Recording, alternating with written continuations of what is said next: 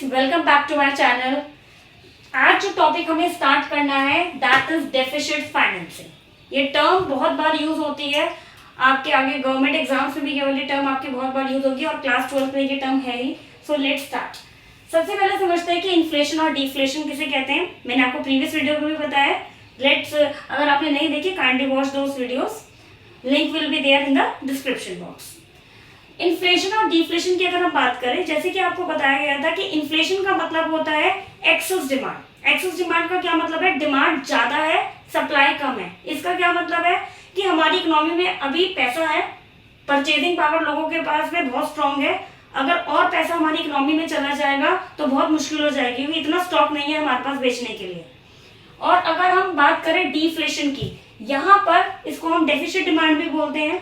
और यहाँ पर क्या है? सप्लाई ज्यादा है, डिमांड कम है। व्हाट इट मीन्स, यहाँ पे इन्वेंट्री, आपका जो स्टॉक है एक्यूमुलेट हो रहा है पर बिक नहीं रहा है, क्योंकि कंज्यूमर डिमांड ही नहीं कर रहा है। तो कैसे हमारी जो गवर्नमेंट है, ठीक है, इससे इन्फ्लेशन और डिफ्लेशन को सॉल्व करने के लिए, कैसे इकोनॉमी को स्टेबलाइज करने के लिए डेफिसिट फाइनेंसिंग का यूज करती है। सो अब printing of new currency by RBI, जब रिजर्व बैंक ऑफ इंडिया क्या है? हमारे भारत देश का बैंकों का बैंक है। यहाँ पर आप अपना अकाउंट ओपन नहीं करवा सकते, पब्लिक अपना अकाउंट ओपन नहीं करा सकती।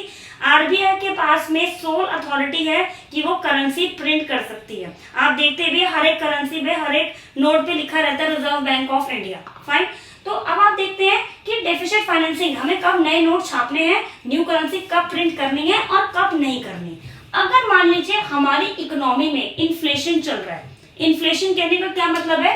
डिमांड बहुत ज्यादा है as compare to the supply. इसका क्या मतलब है? डिमांड ज्यादा है as compare to the supply, यानी कि ऑलरेडी हमारी इकोनॉमी में परचेजिंग पावर बहुत स्ट्रांग है। परचेजिंग पावर स्ट्रांग है कहने का मतलब है लोगों के पास में अभी पैसा है, ठीक है, सप्लाई अभी कम है, ठीक है। तो अगर हम और नोट छाप देंगे तो हमारी इकोनॉमी में और पैसा चला जाएगा।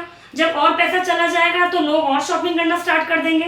तो हमें ये अवॉइड करना चाहिए, डेफिसिट फाइनेंसिंग हमें अवॉइड करनी चाहिए, बिकॉज और करेंसी अगर हमारी इकोनॉमी में गई तो डिमांड और बढ़ जाएगी। So it should be avoided. Inflation के टाइम पर हमें डेफिसिट फाइनेंसिंग अवॉइड करनी चाहिए, because reserve bank of India तो नए नोट छाप देगी। अब नए नोट छाप के जाएंगे तो हमारी इकोनॉमी में ही जाएंगे, तो हमारी कंट्री में ही। अब जैसे ही हमारी कंट्री में लोगों के पास में वो करेंसी पहुंचेगी तो डिमांड और बढ़ जाएगी। ऑलरेडी डिमांड हमारी इतनी ज्यादा है, तो it should be avoided at the time of inflation.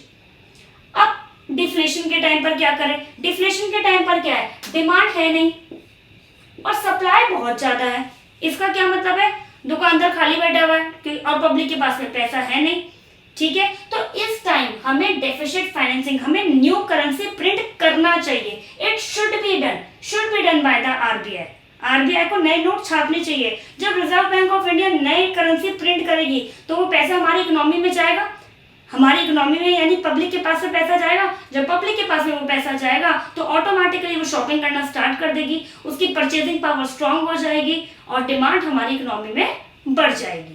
सो आपको बेसिकली आपको ये याद रखना है, deficit financing should be avoided at the time of inflation and at the time of deflation it should be done. हमें न्यू करेंसी प्रिंट करनी है। I hope this topic is clear to you. In case if you like this video, kindly subscribe my channel. Thank you and have a nice day.